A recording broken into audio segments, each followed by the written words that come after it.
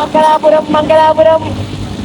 അതിരാവിലെ തന്നെ എണീറ്റിട്ട് 500 കിലോമീറ്റർ അകലെയുള്ള ഗോവയിലാണ് ലക്ഷ്യം. ടെന്റിന്റെ ഉള്ളിൽ കയറ്റി സാധനങ്ങളൊക്കെ പുറത്തേക്കും വെച്ച് ഇറക്കിയ സാധനങ്ങളൊക്കെ തിരിച്ച് വണ്ടി കയറ്റി യാത്ര തുടങ്ങി. അടുത്ത പമ്പിൽ കയറി പല്ലും മോറും കൈകി കണ്ട കടയിൽ നിന്ന് ഒരു ഹോളിക്സും പറഞ്ഞു. കിട്ടിയപ്പോ പകുതി ആയതുകൊണ്ട് തന്നെ എനിക്ക് കൊണ്ടുവന്ന അഹമ്മദിനെ ഞാനൊന്ന് സംശയിച്ചു. ഇതിന്റെ ബാക്കി എവിടെയാണെന്നൊരു ചോദ്യം. കണ്ണൂരിൽ നിന്ന് ഒരു മഴ അങ്ങോട്ട് തുടങ്ങിയിട്ട് ഇതങ്ങോട്ട് നിൽക്കണ്ടേ? എവിടെ? കൂടെയുള്ളവനൊരു ജാക്കറ്റ് പോലുമില്ല. എന്തിനാ ജാക്കറ്റ്? റെയിൻകോട്ടെങ്കിലും ഒന്നില്ലെങ്കിലും കാശ്മീർ വരെ ബൈക്കിന് പോകുന്നതല്ലേ, അറ്റ്ലീസ്റ്റ് ഒരു മഴക്കോട്ടെങ്കിലും. അതും ഈ മഴക്കാലത്ത്. നാട്ടിൽ നിന്ന് മേടിക്കാൻ പറഞ്ഞപ്പോ പോണ വഴിക്ക് നോക്കാന്ന് പറഞ്ഞ കേട്ടോ.